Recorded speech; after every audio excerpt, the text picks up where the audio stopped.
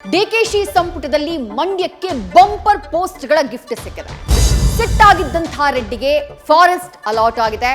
ಜಮೀರ್ ಹಳೆ ಖಾತೆಗಳಿಗೆ ಕತ್ತರಿ ಬಿದ್ದಿದ್ದು ಖಾದರ್ಗೆ ಜವಾಬ್ದಾರಿ ಹೀಗಿದೆ.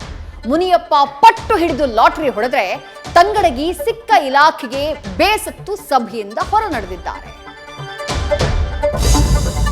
ಚೊಚ್ಚಲ ಅಧಿವೇಶನಕ್ಕೆ ಸಿಎಂ ಡಿಕೆಶಿ ಸಜ್ಜಾಗಿದ್ದಾರೆ. ಟಾರ್ಗೆಟ್ ನಾಗೇಂದ್ರ ಮಾಡಿ ಕಮಲ ಪಡೆ ಹೋರಾಟಕ್ಕೆ ದೋಸ್ತಿ ವ್ಯೂಹ ರಚನೆಯಾಗಿದೆ. ಅತ್ತ ಸಿದ್ದರಾಮಯ್ಯ ಸದನಕ್ಕೆ ಬರ್ತಾರಾ ಅನ್ನೋ ಡೌಟ್ ಆಗಿದ್ದು, ಇದೇ ಮೊದಲ ಬಾರಿ ಹಂಗಾಮಿ ಸ್ಪೀಕರ್ ಸಭಾಪತಿ ಕಲಾಪವನ್ನ ಮುನ್ನಡೆಸಲಿದ್ದಾರೆ. ತಮಿಳುನಾಡಿಗೆ ನೀರು ಬಿಡಿ ಎಂದ ಪ್ರಾಧಿಕಾರದ ವಿರುದ್ಧ ಕರುನಾಡು ಸಿಡಿದೆದ್ದಿದೆ. ನಾಳೆ ಕರ್ನಾಟಕ ಬಂದ್ಗೆ ಕರೆ ನೀಡಲಾಗಿದ್ದು ವಾಟಾಳ್ ಏಕಾಂಗಿಯಾಗ್ಬಿಟ್ಟಿದ್ದಾರೆ. ಇತ್ತ ಸಕ್ಕರೆ ನಾಡಿನಲ್ಲಿ ರೈತರ ಆಕ್ರೋಶದ ಕಿಚ್ಚು ಕಾಣಿಸಿದೆ.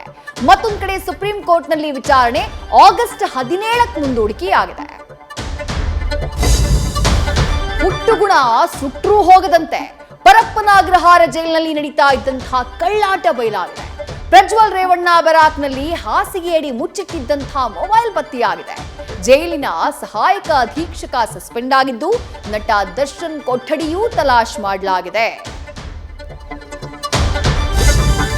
ಕಾಟೇರನಿಗೆ ಮಾಫಿ ಸಾಕ್ಷಿ ಕಂಟಕವನ್ನ ತಂದೊಡ್ಡಿದೆ.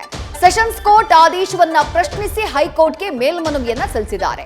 ರೇಣುಕಾಸ್ವಾಮಿ ತಾಯಿ ರತ್ನಪ್ರಭಾರನ್ನ ಹಾಸ್ಟೈಲ್ ವಿಟ್ನೆಸ್ ಅಂತ ಪರಿಗಣಿಸುವಂತೆ ಪ್ರಾಸಿಕ್ಯೂಷನ್ ಸಲ್ಲಿಸಿದ್ದಂತಹ ಅರ್ಜಿ ಕೂಡ ವಿಚಾರಣೆಯಾಗಿದೆ.